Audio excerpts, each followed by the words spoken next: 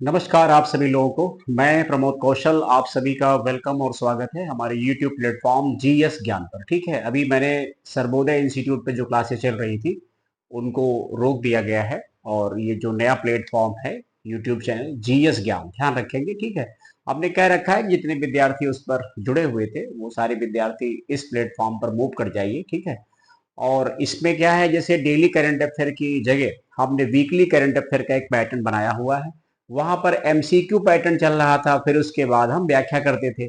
यहाँ पर एमसीक्यू की बजाय एक डिस्क्रिप्टिव हमने करंट अफेयर स्टार्ट किया है, तो उसमें बात वही है जहां पर हम आपको एक क्वेश्चन की फ्रेमिंग करते थे, वो क्वेश्चन की फ्रेमिंग ना करके अब सिर्फ हम आपको एक सब्जेक्टिव के तौर पे फ्रेमिंग कर रहे हैं। कहीं कहीं समझाने के लिए बहुत सारा पॉइंट हो सकता है, थोड़ा उसको डीप में समझा देंगे। ठीक है, और ये भी एक पैटर्न आपको जब पढ़ेंगे तो अच्छा ही लगेगा। ठीक, जैसे मान लीजिए यूपी एसआई का एग्जाम होने वाला है, करंट अफेयर पता नहीं चलता ना कहाँ से कितने क्वेश्चन आएंगे, तो ज्यादा अच्छा होगा कोई अनुभवशील व्यक्ति होगा, एक्स वाई जेड, आप कहीं से पढ़ो, क्योंकि सबका अपना अपना पढ़ाने का एक तरीका होता है। कुछ लोग जो है शोर शराबा करके पढ़ाना चाहते हैं कि हम कितना ज्यादा अच्छा करें, कितना ज्यादा चीखें चिल्लाएं ताकि बच्चे और ज्यादा भयभीत हो जाएं, डर जाएं।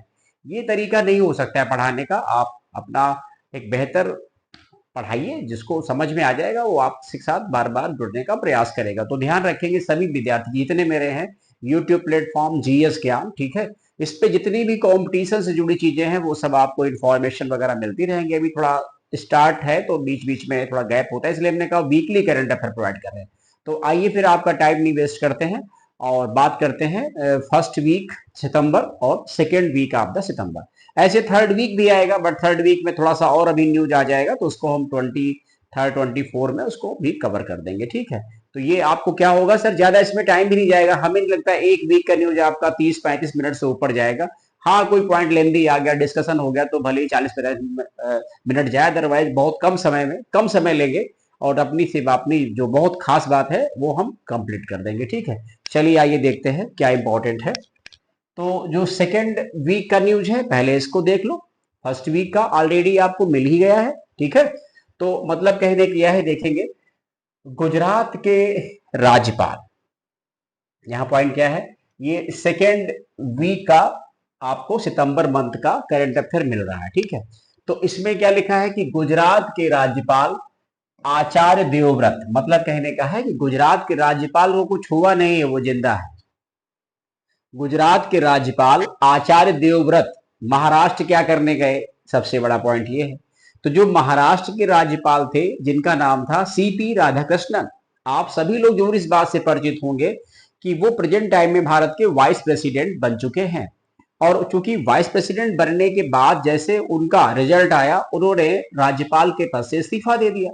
राज्यपाल ने अपना इस्तीफा दिया राष्ट्रपति को, राष्ट्रपति ने उस इस्तीफे को एक्सेप्ट कर लिया कि भारत में एक व्यक्ति एक ही पद के लिए होता है। ठीक है, अब जब उन्होंने इस्तीफा दे दिया तो फिर एक तरीका था किसी नए व्यक्ति को ले जा करके और उसका वो जो है महाराष्ट्र का क्या बनाते, राज्यपाल। बट ऐसा ना करके जो उसके नजदीक का राज्य होता, अब ये नहीं कि उत्तर प्रदेश वाले को नहीं भेजेंगे वहां, महाराष्ट्र बहुत दूर पड़ जाता, जो सबसे नजदीक से सटा हुआ क्षेत्र होगा उसी का कोई व्यक्ति आकर के क्या करेगा, वहां की कमान को संभाल लेगा। तो मतलब कहने का ये है कि आचार्य देवव्रत को महाराष्ट्र का अतिरिक्त कार्यभार सौंपा गया, एडिशनल चार्ज मिला है। किसके लिए, गवर्नर के पोस्ट का। ठीक, ऑलरेडी वो गवर्नर हमेशा गुजरात के ही रहेंगे, बट कुछ भी ऐसा होगा तो वो महाराष्ट्र को भी डील करेंगे जब तक उनकी जगह कोई दूसरा गवर्नर के पद पे नहीं आता। अब क्या है, तो क्या वो गवर्नर का पद जो महाराष्ट्र में आकर के करेंगे तो एडिशनल मिल गया, तो क्या शपथ होगी, नहीं होगी, वही पॉइंट मैंने लिखा हुआ है। और वे राज्यपाल पद की शपथ भी लेंगे। और जाहिर सी बात है इनको शपथ कौन दिलवाता होगा, ठीक है, तो Bombay high court, Bombay high court का चीफ जस्टिस। बात समझ में ही नहीं आई। गवर्नर के मामले में ये चेंज होता है, जब गवर्नर आता है बनके तो चीफ जस्टिस उसको शपथ दिलवाता है, और जब कोई चीफ जस्टिस या ठीक है आता है तो उसको शपथ कौन दिलवाता है, उसे शपथ गवर्नर फिर दिलवाता है। तो यही प्रक्रिया चलती रहती है न्यायपालिका और कार्यपालिका के संवैधानिक प्रमुख के पदों पर। बात क्लियर है। इसके बाद दूसरा पॉइंट क्या है, ये उतना इंपॉर्टेंट नहीं लग रहा लेकिन थोड़ी सी बात है, कभी कभी करंट अफेयर में इस प्रकार के पॉइंट भी उठ जाते हैं। जैसे कह रहा है ये पॉइंट, पॉइंट ये है कि दक्षिण अफ्रीकी सुप्रीम कोर्ट। सुप्रीम कोर्ट तो वैसे हर देश में होता है, ठीक, सर्वोच्च न्यायालय, ठीक है। सुप्रीम कोर्ट ने एक पुराने कानून को पलटते हुए फैसला सुनाया है कि पुरुष विवाह के बाद कानूनी रूप से अपनी पत्नी का उपनाम अपना सकते हैं। इसका मतलब पहले ही अपनाने की व्यवस्था नहीं रही होगी, ठीक है। जो पत्नी होती है या बेटी होती है वो माँ बाप के साथ रहती है तो उसका वही सरनेम होता है। लेकिन अब सुप्रीम कोर्ट ने क्या बोला है कि कानून उपनिवेशक काल से चला आ रहा था। रोमन और डच कानूनों के प्रभाव से महिलाओं को शादी के बाद सरनेम बदलना पड़ता था, लेकिन अफ्रीकी परंपराओं में महिलाएं अपने माता पिता का सरनेम रखती रही हैं। कोर्ट ने इसे कहा ये एक प्रकार का असमानता का मैटर है, ऐसा नहीं होना चाहिए। बात क्लियर है। इसके बाद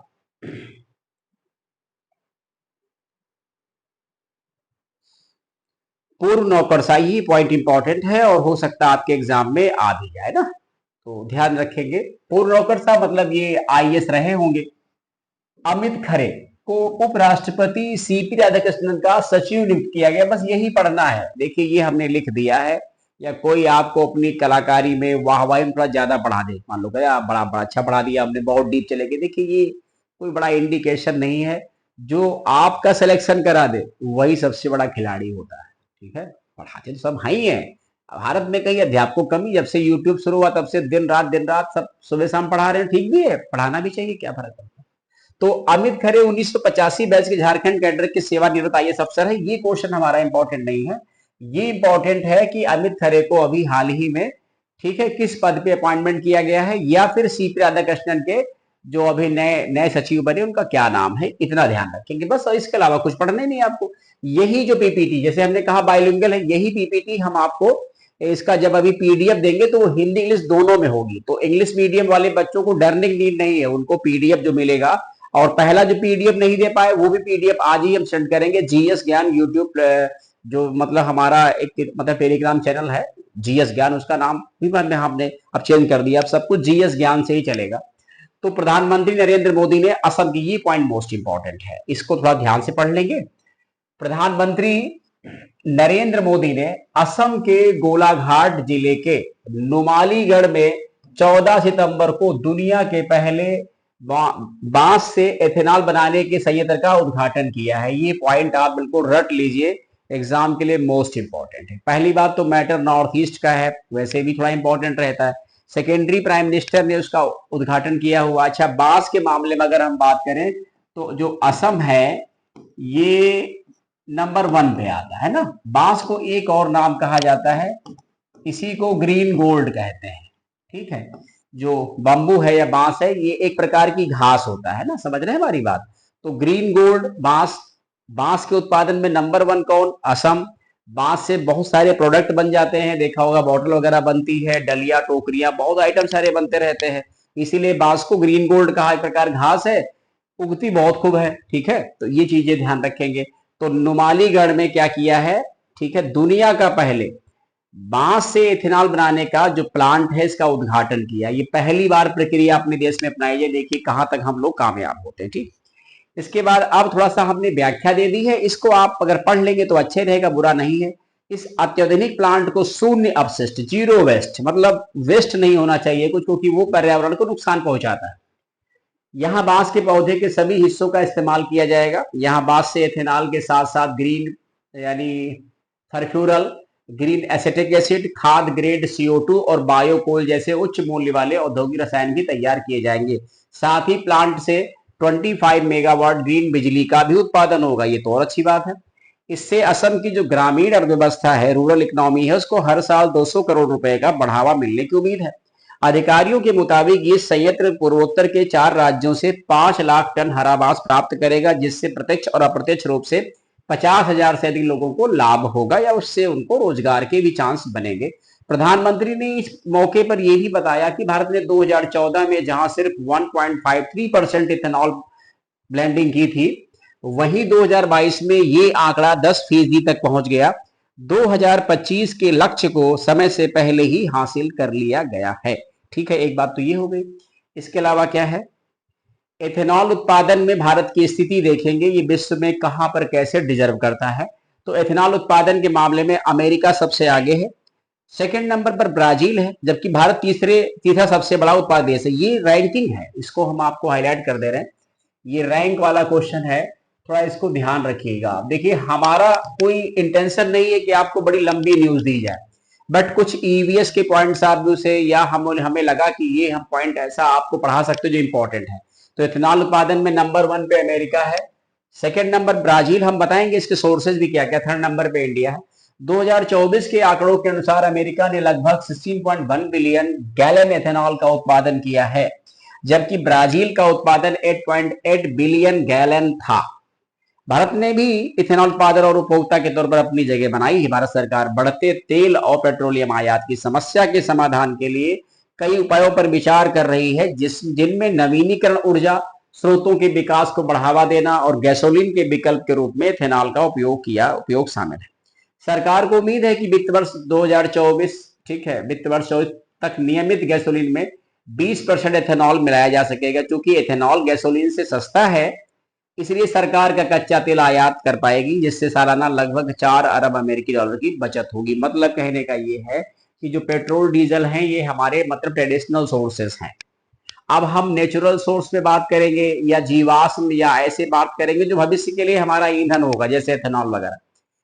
इसमें लिखा है इसके अतिरिक्त ईंधन के रूप में इथेनॉल के उपयोग से पर्यावरण प्रदूषण कम होता है, क्योंकि इथेनॉल गैसोलीन की तुलना में कम प्रदूषण करता है। इसलिए 2025 तक पेट्रोल में 20% इथेनॉल मिलाने का लक्ष्य रखा गया। ये पॉइंट भी इंपॉर्टेंट है कि पेट्रोल में कितने % इथेनॉल मिला करके सप्लाई दी जाएगी। ठीक है, इथेनॉल पर जोर देने के कारण क्या है, ये एक नया ईंधन है। पेट्रोल एक जीवाश्म ईंधन है, फॉसिल है, जिसका अर्थ है ये उन संसाधनों से बना है जो सीमित है और अंततः समाप्त भी हो जाएगा। भाई पेट्रोल एक समय के बाद हो सकता है खत्म भी हो जाए, ना रहे, पेट्रोल के लिए भी समस्या खड़ी हो सकती है। इथेनॉल क्या है, वो नेचुरल सोर्स है, प्राकृतिक रूप से है, पैदा होता रहेगा। फिर क्या लिखा, दूसरी ओर इथेनॉल का उत्पादन फसलों से किया जा सकता है, जिन्हें साल दर साल उगाया जा सकता है। ये पेट्रोल की तुलना में अधिक स्वच्छ चलने वाला है। इथेनॉल कार्बन मोनोऑक्साइड और हाइड्रोकार्बन जैसे प्रदूषकों का कम उत्सर्जन पैदा करता है, ये भी ध्यान रखें। इससे वायु गुणवत्ता में सुधार और ग्रीन हाउस गैस उत्सर्जन को कम करने में मदद मिल सकती है।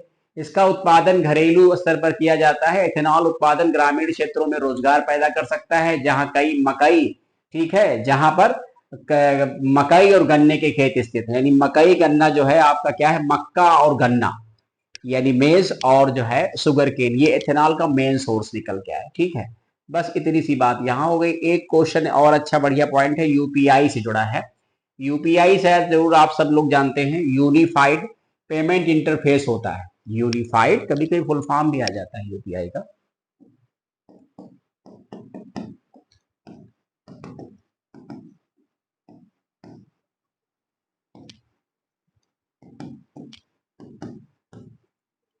यूनिफाइड पेमेंट इंटरफेस ना, और इसका जो रेगुलेटर है, ठीक है, नियामक, इसको हम लोग कहते हैं NPCI, national payment corporation of India, right. अब क्या है कि यूपीआई के जरिए 15 सितंबर से बड़े लेन देन किए जा सके। मतलब लेन देन तो पहले भी करते थे, लेकिन ट्रांजैक्शन की लिमिट को बढ़ाया गया, इसलिए यहाँ पर बड़े ट्रांजैक्शन जैसे शब्दों का इस्तेमाल किया गया। अब उपभोक्ता की ओर से दुकानदार अथवा कारोबारी को किए जाने वाले भुगतान की सीमा बढ़कर एक दिन में 10 लाख रुपए हो गई। वहीं प्रति लेन देन 5 लाख तक का भुगतान किया जा सकता है। यानी per transaction 5 lakh, per day 10 lakh. तो लिमिट हो सकता है आपके एग्जाम में पूछ ली जाए। अब उपभोक्ता से दुकानदार अथवा कारोबारी को किए जाने वाले भुगतान की सीमा बढ़कर एक दिन में 10 लाख हो गई। वहीं प्रति लेन देन मतलब अधिकतम 5 लाख का भुगतान किया जा सकेगा। पहले ये सीमा 2 लाख रुपए प्रति लेन देन थी। इस सेवा का लाभ भुगतान प्रदाता ऐप के जरिए यूपीआई का इस्तेमाल करने वाले ग्राहकों को मिलेगा। नए नियमों के तहत शेयर बाजार, insurance premium, credit card bill भुगतान जैसी कई श्रेणियों में भुगतान भी कर सकते हैं। ठीक, इसके बाद एक और अपॉइंटमेंट है। देखिए ऐसे क्या होगा, जब आप एक हफ्ते करंट अफेयर हमसे पढ़ेंगे या मेरे आप ये प्लेटफॉर्म से जुड़ेंगे, तो क्या होगा कि मैं कोशिश करूंगा कम न्यूज दूं, बट उसमें अपॉइंटमेंट, ब्रांड एम्बेसडर, कुछ भी होगा वो सब आपको एक हफ्ते का पूरा कवरेज हो जाएगा।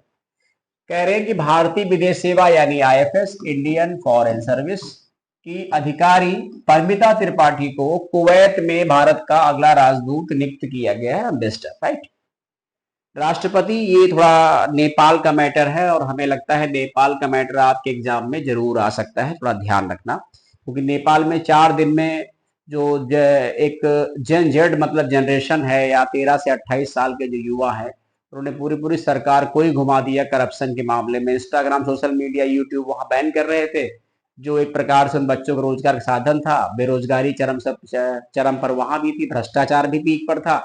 तो फिर इस जनरेशन ने हंगामा किया और उसका परिणाम ये हुआ कि वहां के जो प्रेजेंट प्राइम मिनिस्टर थे केपी शर्मा ओली, उनको इस्तीफा देना पड़ा। बाकी आप लोगों ने जो हुड़दंग या वहां जो हंगामा हुआ 4-5 दिन, वो सब आप लोगों ने देखा कैसे कैसे स्थिति आई ना। मतलब कहने की है कि कोई मंत्री, कोई भी कैसा व्यक्ति हो, उसको एक लिमिट तक ही अपने पद का यूज करना चाहिए, दुरुपयोग नहीं करना चाहिए। भविष्य पता नहीं कब कहां आपको लेके चला जाए ना। तो राष्ट्रपति, हम बात नेपाल की कर रहे हैं, ध्यान रखेंगे जो मैटर है ये नेपाल का है, हमारा पड़ोसी देश। राष्ट्रपति रामचंद्र पौडेल ने राष्ट्रपति भवन शीतल निवास, ध्यान रखेंगे ये शीतल निवास जो राष्ट्रपति भवन है ये नेपाल के राष्ट्रपति का है। देश की पहली महिला मुख्य न्यायाधीश रही सुशीला कार्की को नेपाल की अंतरिम प्रधानमंत्री पद की शपथ दिलाई गई।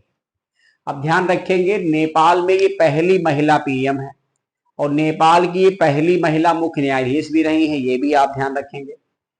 राष्ट्रपति जो पौडेल है ये तो अभी खैर मतलब चुने गए थे। नेपाल की पहली महिला राष्ट्रपति का नाम क्या है? नेपाल की पहली महिला राष्ट्रपति, ध्यान रखेंगे, जरूरी नहीं कि ये क्वेश्चन एग्जाम में आ जाए। विद्या देवी भंडारी, तो अभी तो है नहीं, विद्या देवी भंडारी, ठीक है। चलिए अब इसके बाद ध्यान देंगे क्या है जनरेशन जी। तो साल 1997 से लेकर 2012 के बीच पैदा होने वाले जेन जी कहलाते हैं, ठीक है, या जनरेशन जी कहलाते हैं। ये भी कह सकते हैं कि 13 से 28 साल की उम्र वाले जेन जी में आते हैं। ये वो पीढ़ी है जो टेक्नोलॉजी, इंटरनेट, सोशल मीडिया और डिजिटल युग के साथ बड़ी हुई है। उन्हें डिजिटल नेटिव्स भी कहा जाता है क्योंकि ये टेक्नोलॉजी से घिरे हुए लोग हैं और इसकी मदद से ही दुनिया से जुड़े रहते हैं, जैसे फेसबुक, सोशल मीडिया, ये सब देखा होगा आपको। तो 13 से 28 के लोग जो है जनरेशन जी में आते हैं, ये ध्यान रखिए, जन जी कहते हैं इनको ना। चलिए, भारतीय फिल्म निर्देशक अनुप्रणा राय ने इटली के 82वें वेनिस इंटरनेशनल फिल्म फेस्टिवल में बड़ा मुकाम हासिल किया है। उनकी film songs of forgotten trees, ध्यान रखेंगे, को ओरिजेंटो सेक्शन में सर्वश्रेष्ठ निर्देशक का पुरस्कार मिला है। ये इस साल इस श्रेणी में शामिल एकमात्र भारतीय फिल्म रही है। पुरस्कार की घोषणा ओरिजेंटो जूरी के अध्यक्ष और फ्रांसीसी फिल्मकार जूलिया डुकोर्नाउ ने फेस्टिवल के समापन समारोह में की। अनुप्रणा राय सामाजिक मुद्दों और मानवीय कहानियों को अपनी फिल्मों के माध्यम से पेश करती है। उन्हें 2023 में उनकी short film run to the river काफी सराही गई थी। वेनिस फिल्म फेस्टिवल के ओरिजेंटो सेक्शन को नई धारा फिल्मों का एक मंच माना जाता है। इससे पहले भारतीय फिल्मकार चैतन्य तम्हाने कोट और करण तेजपाल स्टोलन को भी ये सराहना मिल चुकी है। तो ध्यान रखेंगे इस पर्सनालिटी का अनुप्रणा राय को, ठीक है। चलिए, ब्रिटेन के शाही परिवार के एक मेंबर हैं। देखिए, डेथ पर्सनालिटी के भी क्वेश्चन एग्जाम में आते हैं, आप पेपर देखेंगे तो आपको भी समझ में आ जाएगा। तो ब्रिटेन के शाही परिवार के सदस्य Katharine duchess of the Kent का 92 वर्ष की उम्र में निधन हो गया। और बकिंगहम पैलेस जो जहां वो लोग रहते हैं लंदन में, 5 सितंबर को इस बात की घोषणा की गई। Duchess of Kent Katharine Kent को विशेष रूप से विंबलडन टेनिस चैंपियनशिप से उनके लंबे समय तक जुड़ाव के लिए जाना जाता है, ठीक है। भूपेंद्र गुप्ता ने, ये इंपॉर्टेंट है थोड़ा सा पॉइंट, ठीक है, भूपेंद्र गुप्ता ने national hydro electric power corporation limited के अध्यक्ष व प्रबंध निदेशक का पदभार निगम मुख्यालय इसका कहाँ है, फरीदाबाद में ग्रहण किया है। ये एक नवरत्न कंपनी है जो अभी बनी थी 2024 में और अभी वर्तमान समय में 26 नवरत्न कंपनी है, ये ध्यान रखेंगे। और महारत्न कंपनी कितनी है? महारत्न कंपनी है 14। ये कभी क्वेश्चन एग्जाम में आते हैं। ये पब्लिक सेक्टर कंपनी है, इनकी संख्या है 14 और एक कैटेगरी और होती है मिनी रत्न, ठीक है, इनकी संख्या है 65। देखिए, ये सब ऐसा नहीं कि हम पहली बार पढ़ा रहे हैं, सब हमने बहुत पहले पढ़ा के छोड़ रखा है और हमारे डेटा को लेकर के कहीं कंफ्यूजन नहीं होगा। 26 कहां सर? तो 26 ही हैं, 26 नवरत्न, 14 महारत्न और मिनी रत्न 65। इसमें एक कैटेगरी भी होती, पहले संख्या ज्यादा थी, संख्या कम। चलिए ध्यान रखेंगे। भूपेन गुप्ता को। अमेरिकी राष्ट्रपति डोनाल्ड ट्रंप के करीबी ब्राजील के पूर्व राष्ट्रपति जायर बोल्सोनारो को अदालत ने तख्ता पलट के प्रयास का दोषी पाया। कोर्ट ने उन्हें 27 साल 3 महीने की सजा सुनाई है। तो ध्यान रखेंगे किस देश के पूर्व राष्ट्रपति, ध्यान रखेंगे क्योंकि ये मतलब ट्रंप के करीबी रहे। बोल्सोनारो 2022 में चुनाव हारने के बाद भी पत्र बने रहे थे और तख्ता पलट का प्रयास किया था। हमारा मतलब है ब्राजील का प्रेजेंट राष्ट्रपति कौन है, प्रेसिडेंट, जिनका नाम है लूला डा सिल्वा।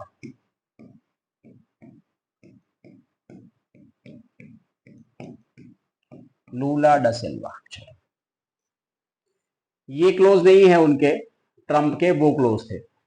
ट्रंप को तो आप लोग समझ ही गए, कुछ अभी बोलेंगे, कुछ फिर कल बोलेंगे, कुछ परसों बोलेंगे, खुद नहीं समझते हम कब क्या बोलेंगे ना। टाटा एडवांस सिस्टम लिमिटेड ने इंजीनियरिंग क्षेत्र की प्रमुख कंपनी इंदिरा के साथ मिलकर एक आधुनिक नौसैनिक एयर सर्विलांस रडार का निर्माण किया है। टीएसएल ने कहा कि 3D air service radar 3D SR के उत्पादन के साथ वो अगली पीढ़ी की नौसैनिक निगरानी रडार प्रणाली के निर्माण और एक की क्षमता प्रदर्शित करने वाली पहली भारतीय कंपनी बन गई है। ठीक है, और कुछ ऐसा है नहीं। ठीक है, और पहला नौसेना के एक मतलब युद्धपोत पहला 3D एएसआर लांजा एन सफलतापूर्वक स्थापित और चालू कर दिया है। ठीक है, चलिए। अच्छा, एक पॉइंट मोस्ट इंपॉर्टेंट है, हम लोग इसको भी ध्यान रखेंगे। मुझे विश्वास है कि शायद ये क्वेश्चन यूपीएसआई में आ जाए। ठीक है, ध्यान रखेंगे। हालांकि इस समय यूपीएसआई का बहुत क्रेज चल रहा, आप लोग चिंता मत करिए, मैं बहुत जल्दी विद इन 2 या 3 डेज के अंदर रात में 8 बजे से, ठीक है, एक टाइम रख लेंगे, मुझे कहीं पढ़ाने जाना होता है तो एक टाइम हम रख लेंगे और उसी में 1 घंटे हम जीएस में सबसे पहले पॉलिटी और ओल्ड पीआर जो ओल्ड पीवाईक्यू है उनको डिस्कशन करवाएंगे, जो अच्छा लगेगा। भारत निर्वाचन आयोग ईसीआई जल्द ही देश भर में एक साथ मतदाता सूची का विशेष गहन पुनरीक्षण SIR कराएगा। सबसे पहला क्वेश्चन इंपॉर्टेंट ये है कि बिहार का मैटर है जहां खूब हंगामा मचा हुआ, पूरे देश में किया जाएगा। ठीक है, और आपकी निर्वाचन जब करेंगे तो फोटो भी आपकी दिखेगी। तो स्पेशल इंटेंसिव रिवीजन, इसी को सर कहते हैं। तो हो सकता है अभी हाल ही में चर्चा में रहा निर्वाचन आयोग में SR का फुल फॉर्म क्या होता है, तो ये भूलेंगे नहीं। स्पेशल इंटेंसिव रिवीजन पक्का आना चाहिए किसी न किसी एग्जाम में। सीपी राधाकृष्णन के नए उपराष्ट्रपति होंगे। चुनाव में सत्तारूढ़ एनडीए उम्मीदवार राधाकृष्णन के बच्चे इंडिया गठबंधन के उम्मीदवार बी सुदर्शन रेड्डी को सीधे मुकाबले में 152 मतों से पराजित किया है। ये सब मत याद करिएगा, टू द पॉइंट समझिए कि भारत का अगला उपराष्ट्रपति कौन बना है, उसकी रैंक क्या है, 15वीं, किसके जगह पे आए हैं, जगदीप धनखड़, ये सब नहीं भूलेंगे। नाम क्या है, सीपी राधाकृष्णन। ये इससे पहले किस राज्य के राज्यपाल थी, सारी बातें आप मोटे तौर पे सुन लीजिए। देखिए, सीपी राधाकृष्णन जो है ये राज्यपाल कहाँ के थे, महाराष्ट्र के। किसकी प्लेस पे आएंगे, ठीक है, जगदीप धनखड़। जगदीप धनखड़। चुनाव में किसको हराया है, बी सुदर्शन रेड्डी को। 3 बातें मत भूलिएगा बस। रैंक हमने बता रखी है, 15वीं है, 15 नंबर की है। ठीक है, ये सब बातें आपको ध्यान देंगे। दोनों सदनों में चूंकि 788 मेंबर है, ये कैसे आप देखेंगे, 543।